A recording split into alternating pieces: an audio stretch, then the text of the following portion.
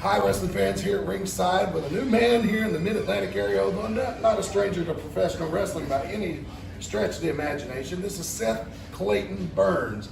Mr. Burns, I understand you're surrounded by a little bit of controversy coming into the Mid-Atlantic because we know that you represent Casey Kane and his modeling and wrestling aspirations.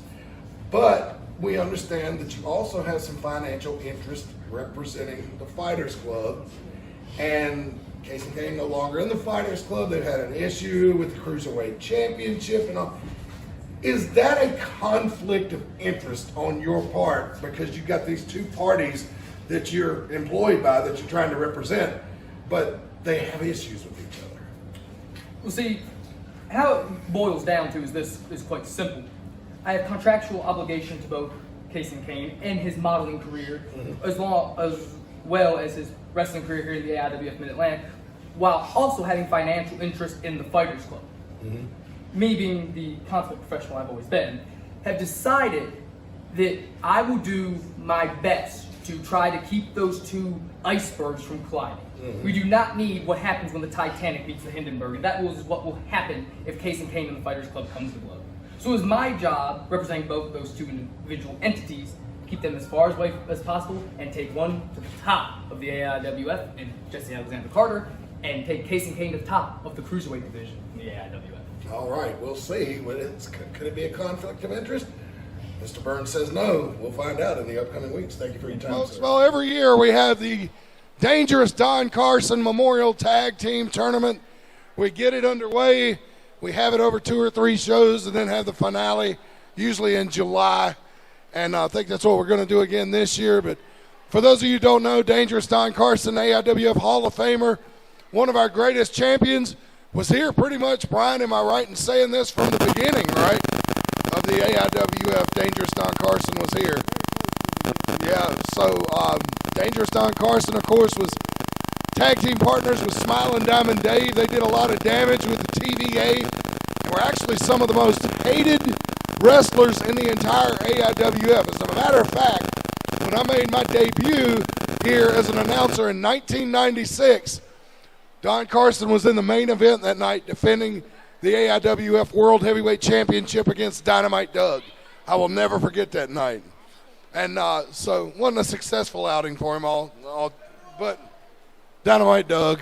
Yeah, I didn't want to mention that part, but anyway, so every year we pay tribute to Dangerous Don Carson with this tag team tournament, and we're going to start it right now. Are you guys ready? Ladies and gentlemen, the following contest is a first-round contest in the 2023 Dangerous Don Carson Memorial Tag Team Tournament. And with that, wrestling fans, welcome to another edition of AIW Mid-Atlantic Championship Wrestling here in Mount Airy, North Carolina. Bob Dalton with Hall of Famers Brian Danzig and Sergeant Stryker alongside the fellas. As Matt just said, this is the first round of the Don Carson Tag Team Tournament, and both of you guys tangled with those guys. So during this match, if you have any input, please let us know, and feel free to let the fans know more about it if don't know it. Well, yeah, you're absolutely right. This is a very prestigious tournament here in the AIWF to memorialize one of the greatest tag team wrestlers in the history of the AIWF. A lot of the wrestlers introducing first. He weighs in tonight at an even 200 pounds. From Lexington, North Carolina, Logan Quindell. Yeah, the same year that Matt Carter made his debut in announcing for the AIWF, and Don Carson was in the main event that night against Dynamite Doug for the AIWF World title. I also come over to the AIWF in '96, and Don Carson really pretty much took me under his wing between him and Jackie Anderson and guided me through and turned me into what I am today as a two-time retired AIWF Hall of Famer. Guys, apparently Logan Quindell is not thrilled with JJ Serna being his tag team partner here. That's true. Kevin Phoenix Cochran III was the one that put this pairing together. If you saw on the Facebook page, when he made this pairing, is a very unusual pairing. However, these both of these men are great singles competitors, and however, they have their hands full tonight. That's right. Because you know who this is. Yep.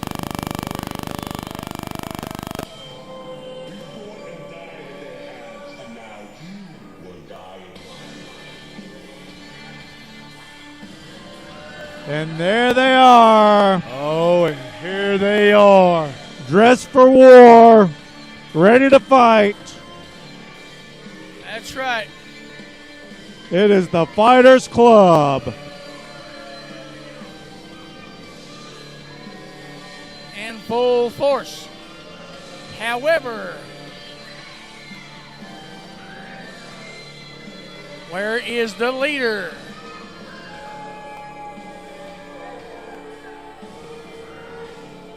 It'll be Looks like interesting. the Fighters Club's actually stepping up their game. They're all in the same T-shirt and matching pants.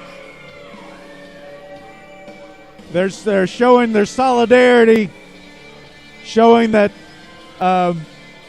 even though one of their members has left, that they are still a very cohesive unit. Oh, they're still a force to be reckoned with, that's for sure.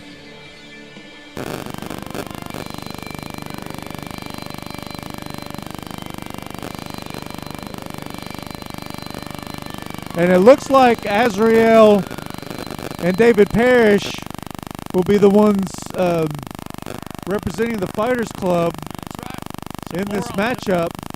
But right, yeah, you're right. Right now, it looks like it's. But it looks like Quindell and JJ Serna are ready to take all four of them on. I mean,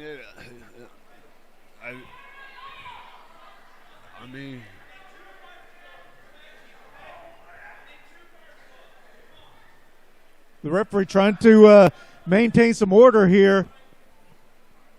I didn't figure it would be Clara, but hey. Wait a minute. Oh, wait a minute. We noticed somebody was noticeably Yeah, missing. you should know that our Mid-Atlantic champion would be close by.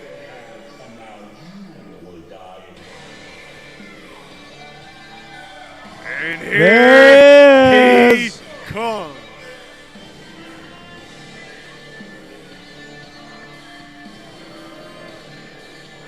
Jack's never short on cockiness. No, he certainly isn't. However, when you're carrying two belts in your hand, when you walk out, it's hard not to be cocky. And when you're a man who's in your early 20s and this successful already in the wrestling industry, it's hard to not let it go to your head. Yeah, and I tell you what, with Jack, I've seen on the line the transformation that he's went to get to there. I will admire him for that.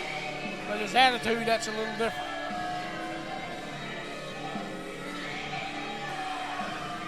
And of course, overall, here in the IWF Mid-Atlantic, the Fighters Club are one of the most hated groups in the IWF Mid-Atlantic. However, you can see in this crowd several people wearing the Fighters Club T-shirts. They have their fans. Yeah, they actually have their followers. Just like back in the day. First, let me Four introduce Horsemen. Logan Quindell's tag team partner, weighing in tonight at 195 pounds, from Winston-Salem, North Carolina, JJ Serna. And their opponents, introducing first, he is one half of the AIWF Mid-Atlantic Tag Team Champions. A member of the Fighters Club, he weighs in tonight at 180 pounds, from Mox Vegas, David Page. Yeah, and David just came back from a successful outing out in His Kansas last tag team week where he had partner success. weighs in tonight at 275 pounds, he is the reigning AIWF Mid-Atlantic Heavyweight Champion from Mox Vegas, the Jehovah of Jiu-Jitsu, the Master of Muay Thai, the God of Combat Sports, Jack!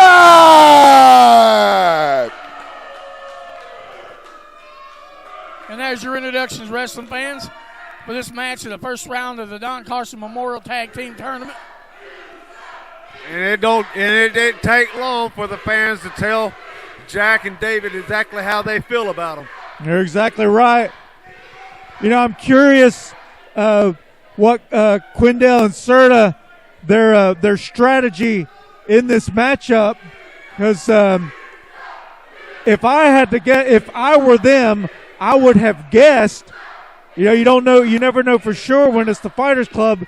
When it says you're facing the Fighters Club, you could be facing any combination of the group. I would have thought, this being a tag team tournament, that I would have been facing David Parrish and Azrael, the current Mid-Atlantic Tag Team Champions. However, they're facing one half of the Mid-Atlantic Champions and the AIWF Mid-Atlantic Heavyweight Champion. So I wonder how that's going to affect their strategy if they had one, thinking they were going up against the Mid-Atlantic Champions. With the strategy about this is going to be kind of obsolete. These two guys, they're going to have to figure out a way that they can coexist and work together. Because not only one, you got Jack and David Parrish, members of the Fighters Club, on one side of the spectrum as far as the wrestlers go. But then you got JJ Serna, who's on one side of the spectrum, and then you got Logan Quindell that's basically on the Fighters Club side of the spectrum. Yeah, you're exactly right. So you got a good guy and you got a bad guy here trying to become a tag team to work together to advance in the Don Carson Memorial Cup. Yeah, you're exactly right. Quindell and Serna definitely don't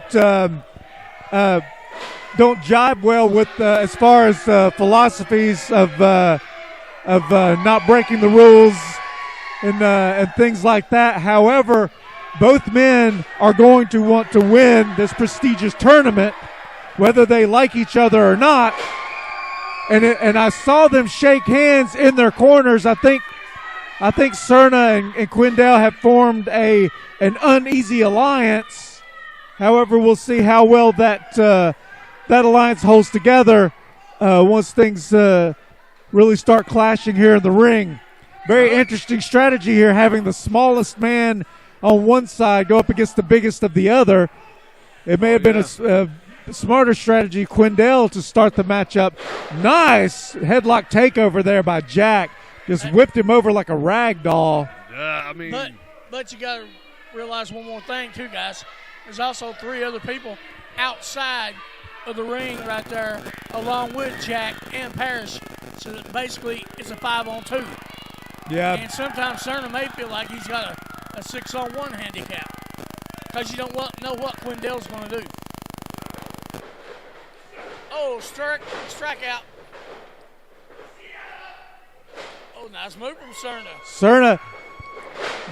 Nice headlock takeover of his own there. Really caught Jack by surprise. I think Serna's speed has really thrown Jack off. I don't think he was quite expecting him to be that fast. However, he used his pure strength to get out of that and get a head scissors on. However, Serna with the drop toe hold now has a headlock.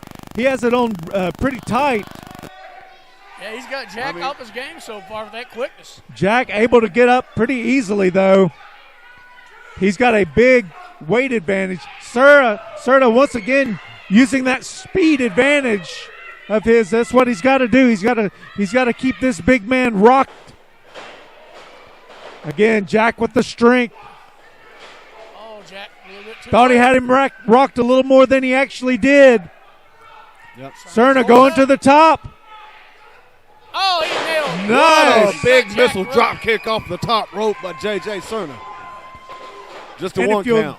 And if you'll notice, a very subtle difference there, but he springboarded off one side of the turnbuckle instead of both, getting a little bit of extra spring off that. It's much more difficult to execute, but you get more spring when you bounce off of that one side and right at that turnbuckle where it's the tightest. Yeah. And here we see the advantage of the Fighters Club being a cohesive group who have worked together in several different matchups. They're working much better together as a tag team than Quindell and Serna. Oh, nice shoulder block from Serna right there. Parrish looks a little confused there. Yeah.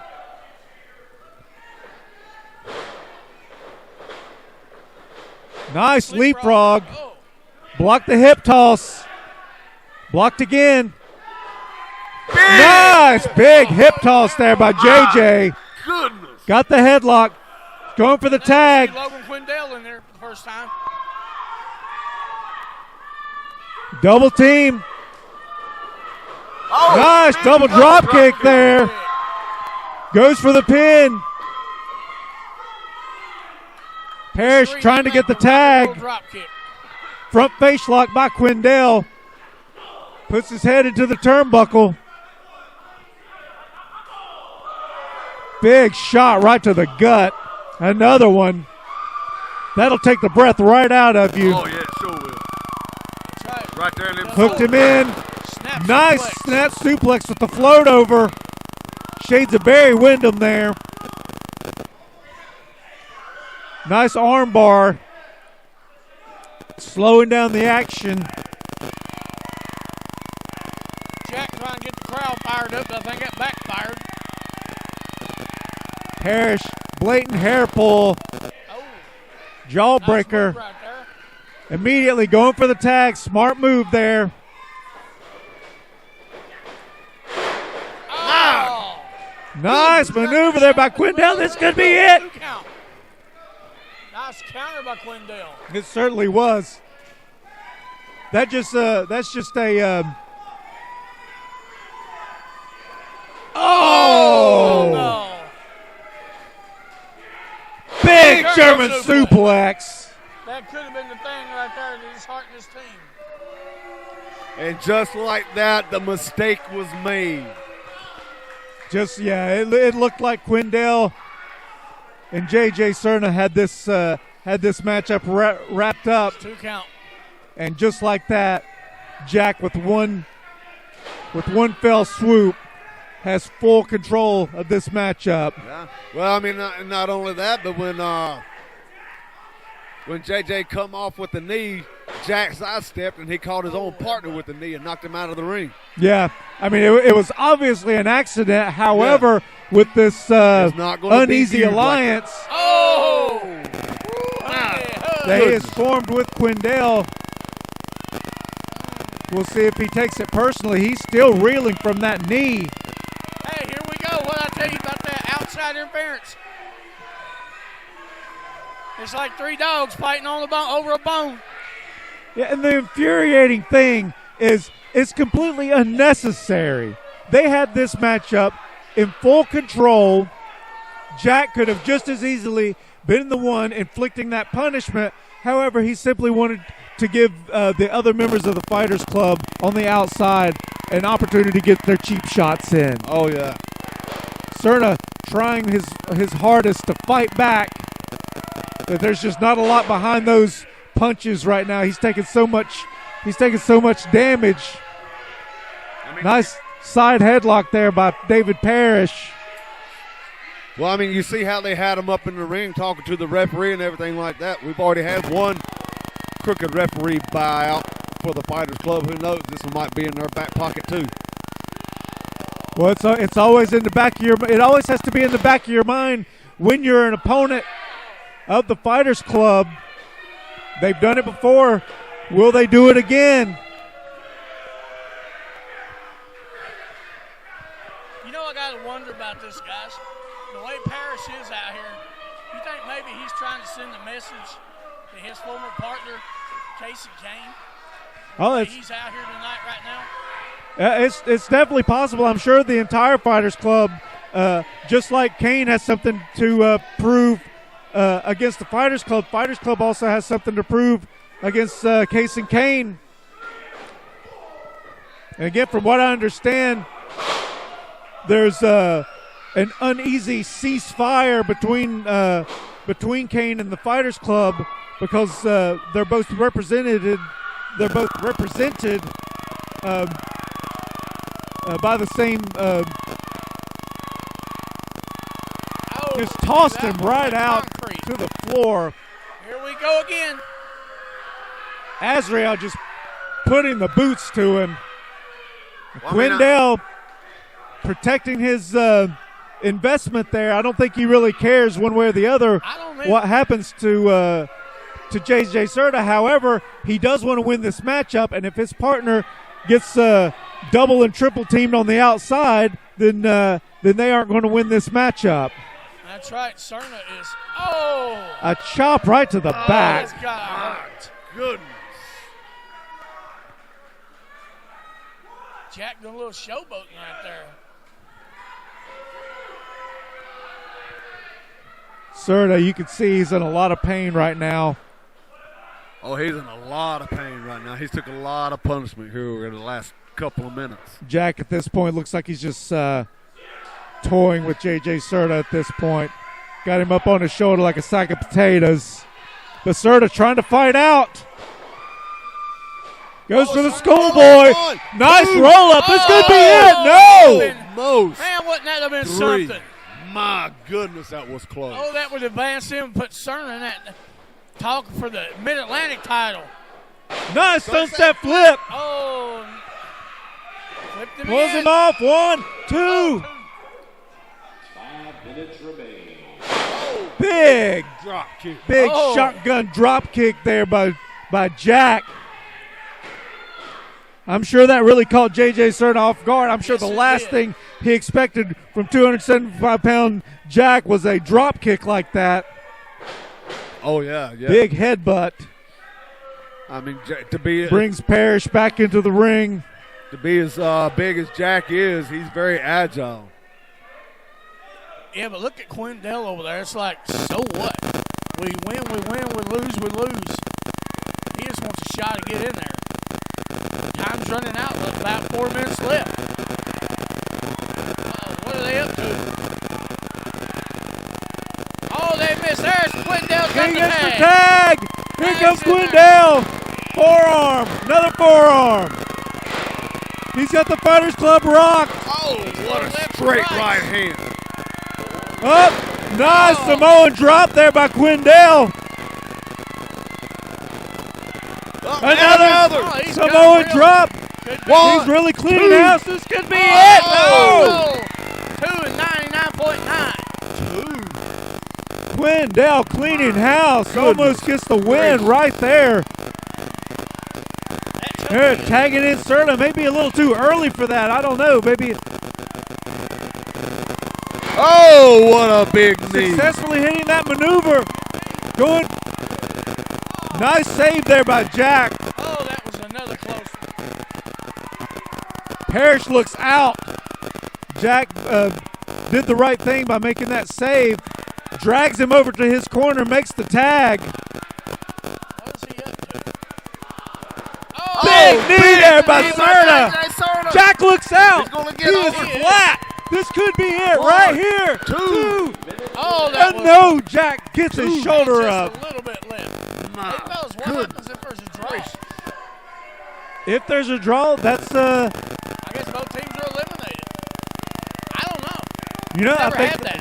yeah, I know that's I guess so, because you have to win in order to advance in the tournament. If neither one of them win, Oh! Once Serna again. done it again. Once again. big backdrop there by Jack. There goes Frog splash by Parrish.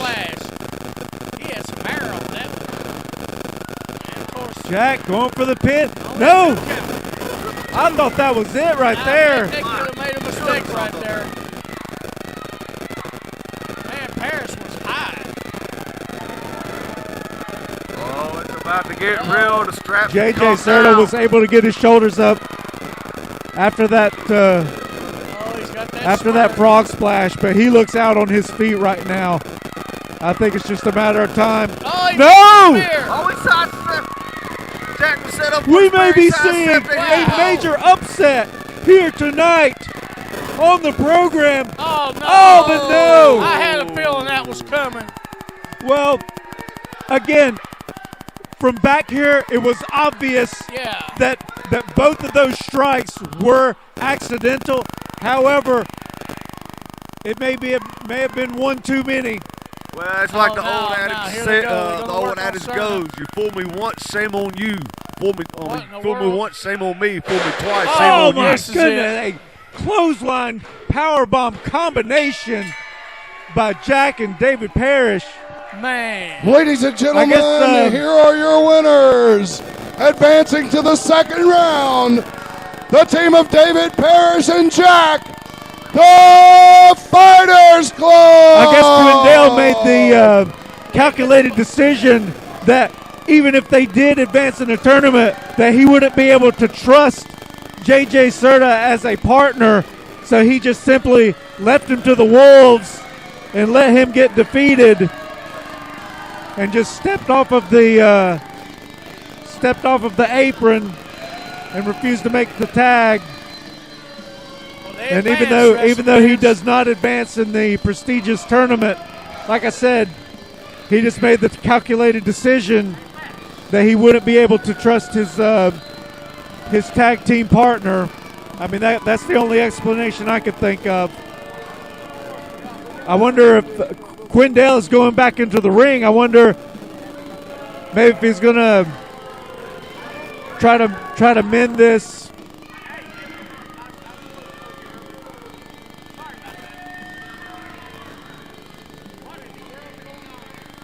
Looks like there may be a confrontation here.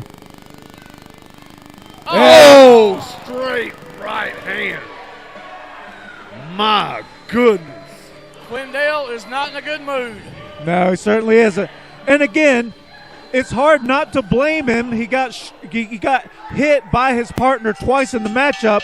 And again, it's easy to see from the outside that it was an accident. However, when you're the one getting hit and it happens 2 times, I mean, I can't say I 100% don't blame the guy. Yeah, but why would he want to get Quindell as his partner to start with? So it looks like these guys will not advance in the tournament. Oh, curb stomp. Come on. And with that, folks, let's go take a quick break in the action, and we'll be right back.